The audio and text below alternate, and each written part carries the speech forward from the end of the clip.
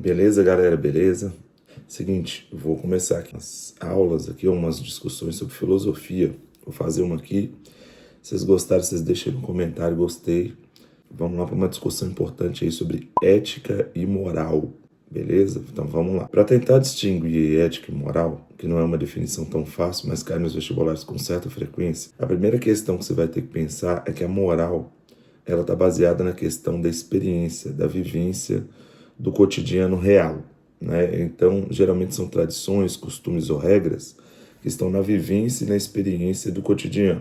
Por exemplo, das comunidades tradicionais. As comunidades tradicionais têm vivências, têm experiências e têm regras que são do seu cotidiano. Entretanto, isso não é escrito. Antigamente, isso não era estudado, então isso faz parte da moral. Então, numa comunidade tradicional, por exemplo, o respeito aos mais velhos ou o respeito às memórias dos seus ancestrais são parte da moral indigenista brasileira, por exemplo, que estão em vários livros aí, como o Caraíba, por exemplo. Então, isso faz parte da moral. Entretanto, ética é o estudo da moral, né? Então, a ética é um conjunto de ideias, um conjunto de estudos e de investigação sobre a moral e sobre a justiça. E aí, baseado nesses estudos, você tem a ética, né? Então, a ética compõe um conjunto de ideias. Então, se fosse para brincar com Platão, né, você teria lá questões que são do mundo sensível, que é do mundo real, que compõem a moral. Questões que são vinculadas à ética da própria moral. Então, a ética estuda a moral, beleza? E aí, como a ética estuda a moral, tem alguns princípios éticos que estudam o comportamento, que estudam as regras, que estudam o comportamento, a vivência, né, do ser humano. Isso aí seria a ética, beleza? Definição essa que está no livro aí sobre filosofia aí, de um filósofo massa, legal de usar na redação também, que é o Norberto Bobbio. E aí o Norberto Bobbio pode ajudar nos dicionários de política ou dicionário de filosofia para definição de ética. Outro livro bem legal aí da Marilena Chauí, Convite à Filosofia, para você definir a questão de ética, beleza? Então, de um lado, você tem a moral da vivência, do outro lado, você tem a ética que está associada a essa questão do comportamento ali, dos estudos sobre o comportamento humano, sobre as regras, sobre as condutas, sobre os costumes, do estudo sobre a moral e do estudo sobre a justiça. Beleza? Tranquilo. Agora nós vamos para alguns tipos de ética aí, que são importantes para vocês aí nos vestibulares aí que vocês vão fazer, e que também no uso da redação. Uma das éticas aí mais famosas aí é a ética da justa medida, né, aristotélica, ou a ética das virtudes de Aristóteles. Aristóteles vai falar sobre a questão do equilíbrio aristotélico, né, que inclusive foi utilizado na redação em 2 vezes por um aluno que tirou 1000 há alguns anos atrás, aí, que tirou 1000 2 vezes consecutivas. A ideia de equilíbrio aristotélico. Então, tudo tende para o meio, tudo tende para a justa medida. Como tudo tende para o equilíbrio, você tem a perspectiva de equilíbrio aristotélico. Vou dar um exemplo aí. Para evitar os extremismos na atualidade na recente, né, e as revanches políticas na atualidade recente, é necessário que você tenha a mediação, que você tenha equilíbrio. Como a sociedade está em desequilíbrio, toda hora alguém fala que você é de esquerda, que você é de direita, sai do grupo, briga, atira. Então isso é porque mostra que a sociedade não está seguindo o princípio ético da justa medida, que apesar da antiguidade, dá para fazer relação com algumas questões do desequilíbrio político que existe atualmente. Outra questão é o desequilíbrio, né, do meu próprio corpo aí, se aproximando da diabetes. Se eu tivesse um equilíbrio, uma justa medida, eu teria uma vida mais longa, né? Estou tentando aí equilibrar. Preciso ainda de atividade física, mas equilibrar com emagrecimento. E aí a minha vida depende desse equilíbrio aí. E quando eu estiver em equilíbrio no exame de sangue, eu sou uma pessoa que estou saudável. Então aí, essa ética da justa medida do equilíbrio social, do equilíbrio humano, é uma característica de Aristóteles. Entretanto, para usar na redação, deve ficar atento, né, que no período ateniense, vivenciado por Aristóteles, existia problemas com estrangeiros, problemas com escravos, problemas com mulheres ou com pessoas que não têm condição de agir para o bem público ou de serem pessoas equilibradas na visão de Aristóteles naquele contexto. Isso torna o pensamento aristotélico, neste caso, apesar que ele está no contexto da antiguidade, difícil para usar na redação sobre mulheres, uma redação sobre refugiados, ou uma redação sobre portadores de deficiência, eu não usaria, apesar de eu gostar do princípio da justa medida de Aristóteles, beleza? Fique atento aí. E no final da aula, você fica ligado aí sobre ética. Eu vou mostrar alguns exemplos de parágrafos ali de como você pode usar na sua redação, fica ligado. Outro princípio muito importante, né, já do século XVIII, com Kant, né, é o princípio da ética do dever, ou ética do imperativo categórico. Segundo Kant, é imperativo que todas as suas ações respeitem o outro, isso é legal, que é o princípio de alteridade, e todas as suas ações sejam ações universais. Nessas ações de respeito ao outro, ou nessas ações universais que você vai ter, essas ações são imperativas. E aí surge o conceito de imperativo categórico. Você deve respeitar as regras, você deve respeitar as leis. Essa ética de respeito às leis lá do iluminismo do século XVIII é a ética kantiana. As leis são imperativas e universais e você deve respeitá-la para que você não seja alguém que cometa uma ação antiética.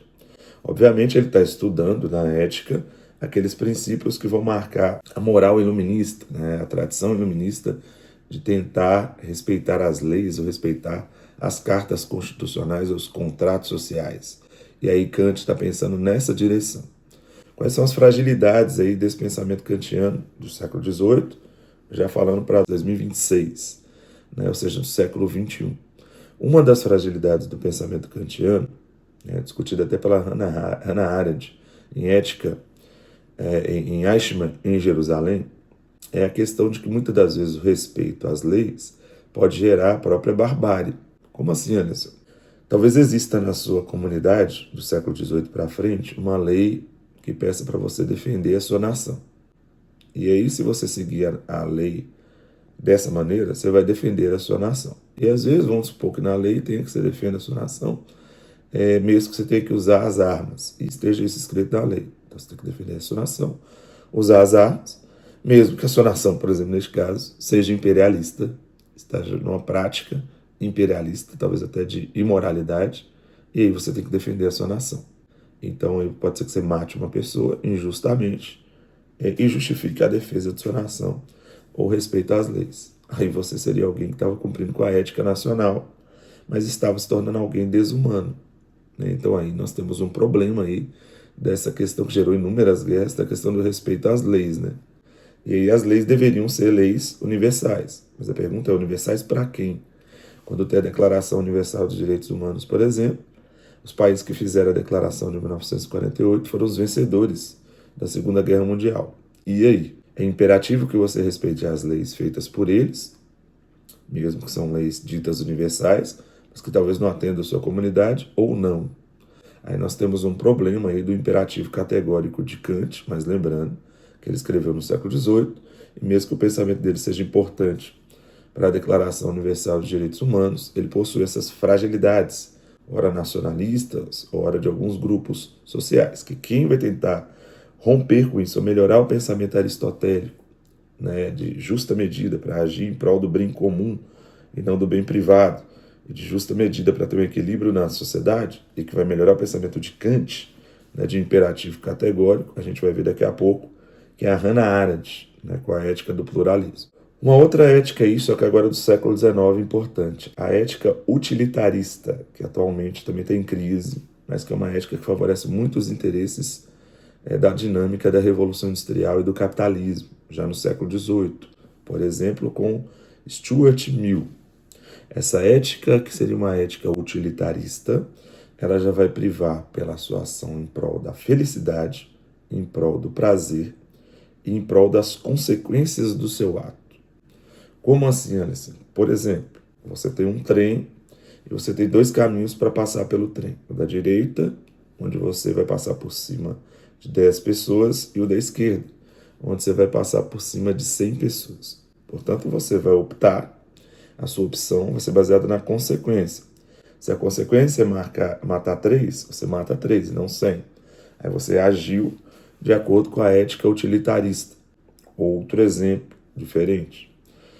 Você toma uma atitude que gera prazer e felicidade. Então, a consequência da sua atitude é o prazer e a felicidade, ou de uma sociedade, ou o prazer e felicidade seu. Aí você vai agir em prol do seu prazer e da felicidade, baseado numa ética utilitarista. E isso pode gerar, isso vai ser baseado, essa vai ser a consequência para você. Isso aí você vai agir conforme essa sua consequência do prazer e da felicidade, que pode gerar muitos problemas e muitos traumas, né? Porque aí é uma ação que é uma ação útil, de acordo com o Stuart Mill da ética utilitarista, mas pode trazer outras consequências, né? Já que você agiu baseado naquela consequência para você ou para a sua sociedade, dramáticas. Essa ética é muito utilizada no cotidiano da área médica, do cotidiano da saúde, por exemplo.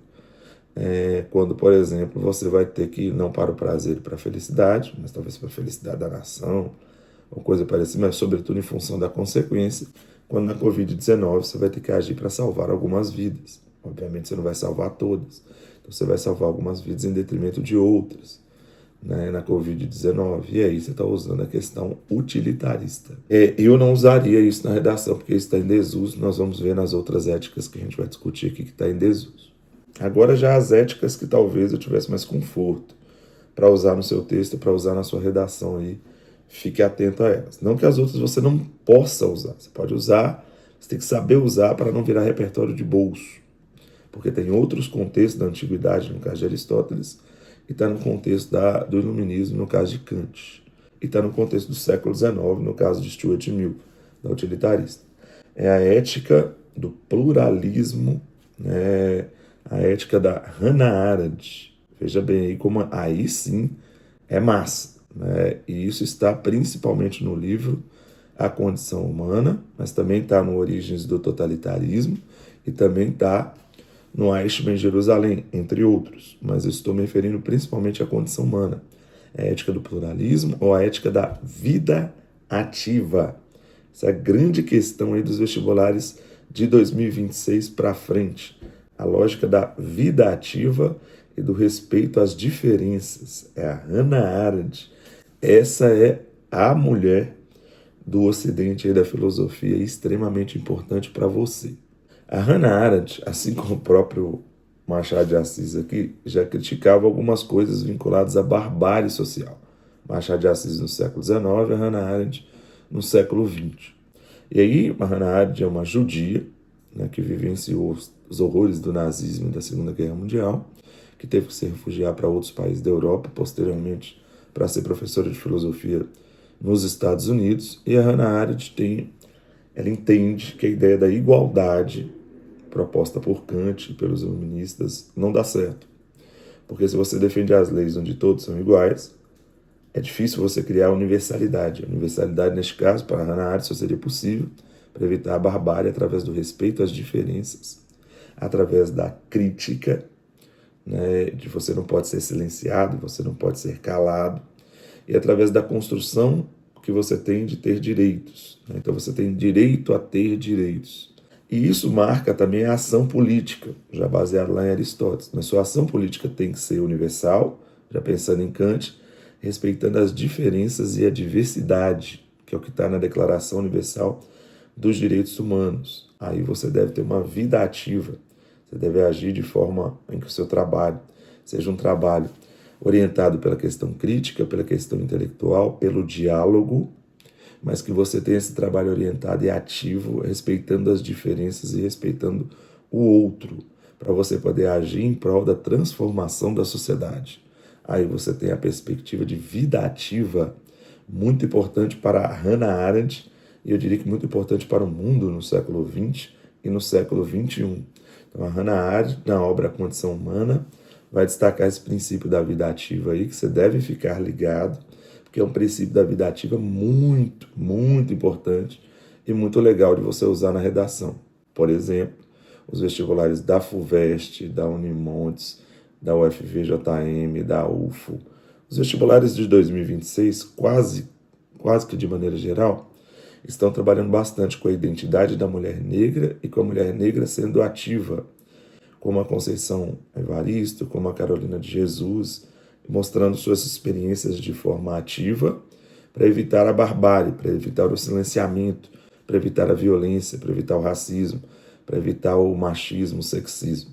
Então, o princípio de vida ativa da Hannah Arendt, ele inspira inúmeras outras áreas, inúmeros outros autores, né, e outras referências para trabalhar nesse princípio de mudar e tentar transformar o mundo, respeitando as diferenças e respeitando a diversidade.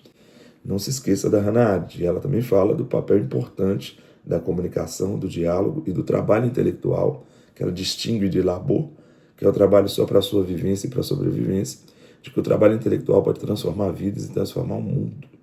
A Carolina de Jesus e a Conceição Evaristo não me deixam mentir, porque são exemplos do que Hannah Arendt escreveu na sua filosofia e no seu princípio de vida ativa. Uma outra ética muito massa mesmo, a ética do imperativo ecológico.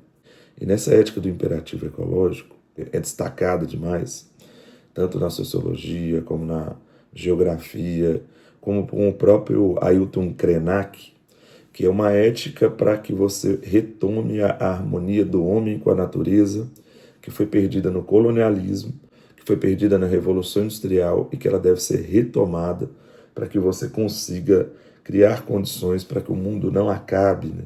Que são ações para evitar o fim do mundo, que o Ailton Krenak coloca aí nos seus textos e na sua própria vivência, na sua própria experiência de vivência ativa no mundo, de maneira a defender os princípios ecológicos.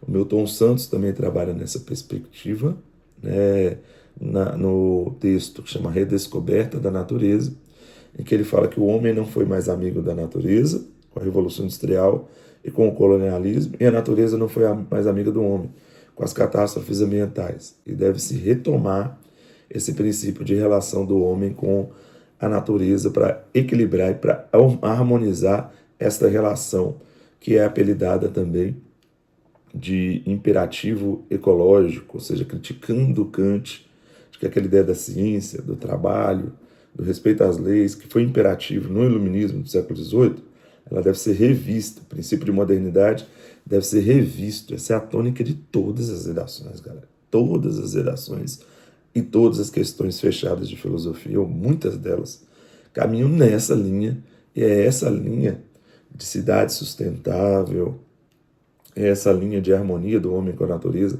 de harmonia com o homem, com ele mesmo, é que é a grande questão do século XX, século XXI, defendido pela Conferência de Estocolmo de 1972-73, defendido pela Eco 92. Deem uma olhada no discurso da Seven Suzuki, né, que é uma criança organizadora de uma ONG, né, de uma organização não governamental que abre os discursos da Eco 92 de maneira espetacular, um discurso marcante aí para a discussão de crianças. É esse o princípio da Rio+20, é esse o princípio da Agenda 2030, que está nos Objetivos de Desenvolvimento Sustentável, que você vai ter que respeitar os índios, combater o racismo, respeitar os grupos LGBTQIA+, para harmonizar as relações do homem com seu ambiente, com seu espaço natural, além, obviamente, de cidade sustentável, de combater o desmatamento, né, e de preservar as relações humanas no seu espaço. O homem deve construir o seu espaço de relacionamentos, respeitando o outro, respeitando a diversidade, respeitando o meio em que vive, né, com essa ideia de imperativo ecológico, de redescoberta da relação do homem com a natureza para evitar o caos, evitar o fim do mundo e a catástrofe que parece cada vez mais próxima, cada vez mais Black Mirror, se o homem não evitar. Fica ligado com esse princípio ecológico, esse princípio é a máxima importante para os vestibulares, aí, sem dúvida, para a sua redação, principalmente do Enem, mas de todos os vestibulares aí do século XXI. Beleza? Fica ligado demais nisso, anota aí, ó. Importante demais. E o último discussão sobre ética que a gente vai traçar, não menos importante, é a ética do espaço cibernético, né? Sugiro a vocês o livro Teoria das Mídias Digitais, pra vocês darem uma olhadinha aí, que é a ética do espaço cibernético, que vai acabar sendo destacada também por outros autores, né? O próprio Norberto Bobbio, antes de entrar para o espaço cibernético, tem a ética do Estado Democrático de Direito, também uma ética muito importante aí. Ele vai falar que todo poder ele deve ser visível, né? Falo daqui a pouco do Estado Democrático de Direito e por último. Mas todo poder deve ser visível. Portanto, se todo poder é visível, tem um autor também que chama Thompson, o livro chama Mídia e Modernidade, que ele vai dizer que vivemos na era da visibilidade técnica. E com o avanço da internet, e com a web 2.0 e com as redes sociais, nós temos que ter ética no ambiente cibernético. E no Brasil é difícil, como nós não temos, geralmente, você proíbe o uso de celular na escola, porque não sabe usar o celular.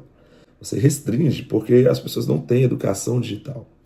Então, várias discussões saltam aos olhos dessa questão do espaço cibernético, que tem aí, né, no próprio canal, um esqueminha para vocês aí, falando dessa ética do espaço cibernético, aí, que vale a pena vocês darem uma olhada aí, nos shorts, né? Em 1 minuto aí eu discuto algumas questões. Mas veja bem, uma das questões importantes é o sistema de vigilância na internet, né? E aí, desde o George Orwell, já é assim, será que o Estado vai nos controlar no 1984? Ou será que quem vai nos controlar são as Big Techs? Ou será que quem vai nos controlar somos nós mesmos? E aí? Eu sou livre na internet para estar gravando agora? Ou quanto mais eu tiver curtidas no YouTube ou visualizações, né, façam isso aí, mas eu pretendo ser ético, eu vou viver melhor ou pior? Né? E aí? Eu vou ficar dependente de monetização? E aí? Eu vou ter que dar aula igual uma máquina? Né? Agora, por exemplo, não é necessariamente por causa disso.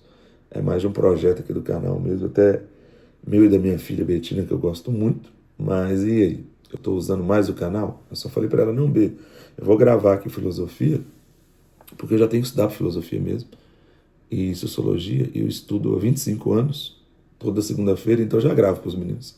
Que eu já estou estudando e gravando. Mas, e aí? Eu vou ficar escravo da monetização ou não? Eu vou virar uma mercadoria? É o famoso discurso do Thompson lá, no Jenkins, perdão, no Cultura da Mídia, que é do eu mercadoria, eu vou me transformar numa mercadoria. Né? Então eu estou sendo vigiado por quem? Por mim mesmo. Eu estou perdendo meu caráter, perdendo minha identidade, isso é uma outra discussão. A primeira é de segurança na internet e vigilância. A segunda é, você se vende na internet? Você é um produto? Você é um produto ou você é uma pessoa que tem o seu caráter e tem a sua identidade? Essas são duas das discussões sobre a internet, né, importantes. Outra, a internet causa vício, dependência da internet? Você tem problemas de saúde mental, como foi colocado na prova da UFVJM, por causa da aceleração que a internet proporciona? Né? E aí, como é que faz com essa questão da internet? Ou com as inteligências artificiais, você consegue produzir mais. Mas e aí, você tem que ser produtivo? Você tem que ser útil? Que é aquela questão utilitária, será que a internet consolidou a questão utilitarista? Ou será que a internet fez você viver melhor?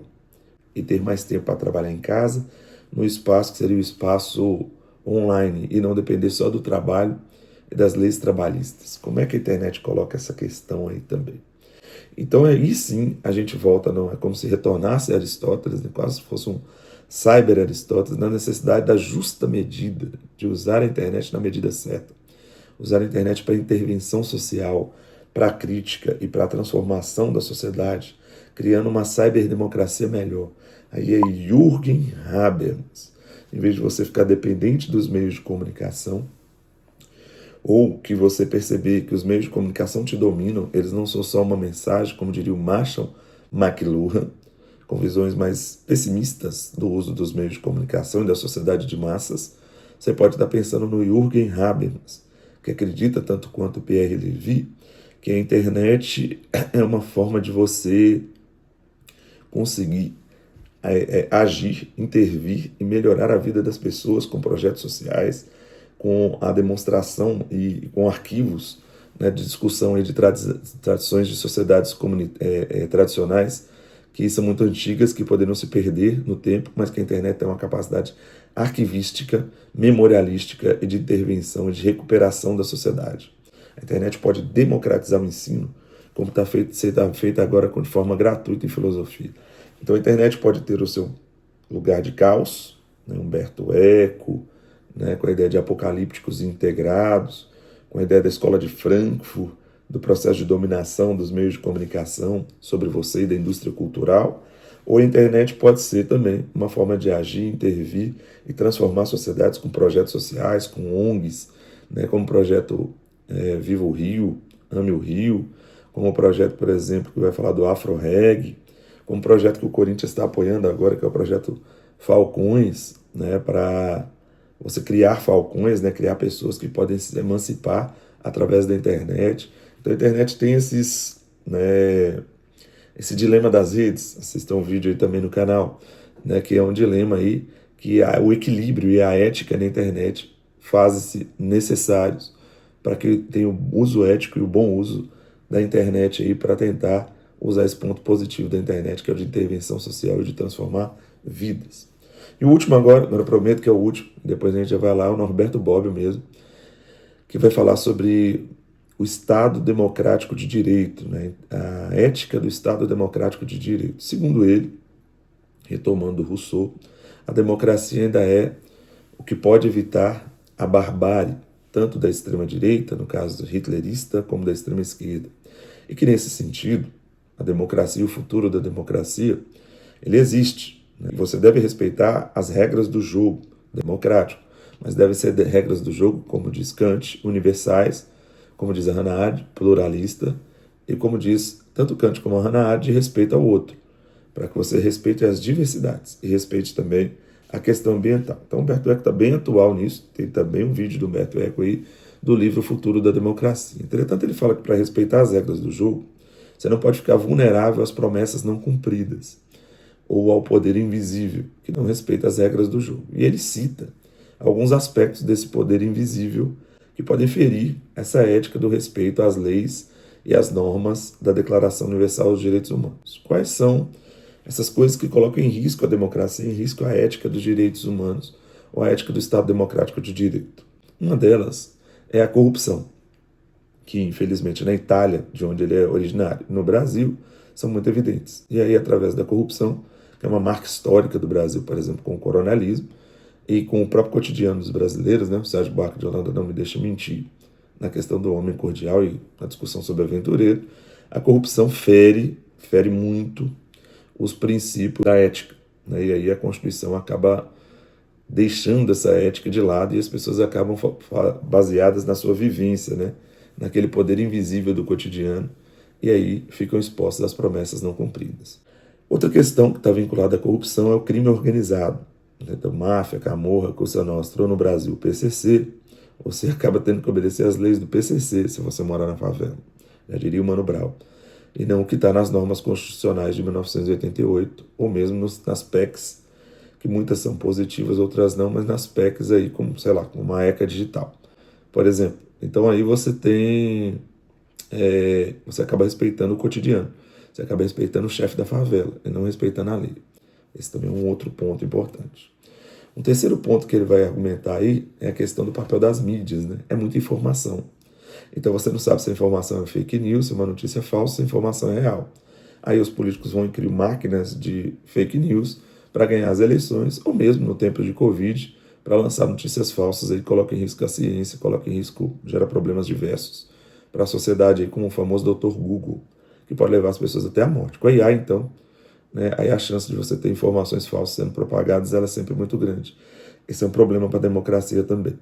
O outro é das oligarquias, né, as oligarquias que no caso da Itália fica claro, tanto no sul da Itália como no norte da Itália, na região do Piemonte Sardenha, que no Brasil o poder da família Collor, da família Neves, da família Magalhães é muito poderoso, né, da família Sarney, e essas oligarquias acabam mandando, né, o famoso mandonismo no Brasil, característica do coronelismo, acaba mandando no cotidiano das pessoas e não a lei. E aí você fica submisso ao poder das oligarquias também. E o grande problema aí, legal de usar na redação e fácil de usar na redação, para a gente finalizar na discussão sobre ética, e sugiro o dicionário de política do Norberto Bobbio mesmo.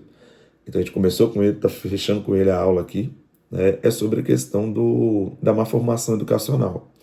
Como é que você vai respeitar as leis se você é mal formado do ponto de vista educacional e não consegue compreender as leis? Aí fica difícil, porque você não consegue recorrer aos seus direitos. Aí fica difícil, como diria Hannah Arendt, de você buscar ter direito a ter direitos. Se você não sabe nem o que está na lei, e aí você não consegue reivindicar e não consegue pressionar as lideranças políticas para que tenham mudanças constantes, como diria Kant, como propõe a Hannah Arendt e o próprio Roberto Bobbio, que faz parte da democracia, as mudanças constantes, né, para tentar atender os novos grupos sociais e todo mundo ter direito a ter direitos, já diria Hannah Arendt. Se gostou da aula de ética e moral aí, achou útil, tanto para a prova fechada de filosofia ou para a sua redação. Deixa no comentário, galera, isso estimula muito, porque eu preciso saber se você gostou para ver se eu continuo com esse item aqui, que vai me dar um pouco mais de trabalho. Depois eu vou continuar também, vou falar de sociologia, se eu continuo com esse item aqui no canal, que é mais um tipo de vídeo do canal, além do vídeo das próprias redações aí. Se você achou legal, deixa um comentário aí, por favor. Me fala que achou legal ou não, para ver se eu continuo ou não com essa ramificação do canal aqui, na aula de ética e moral de filosofia. Tamo junto, bora pra cima!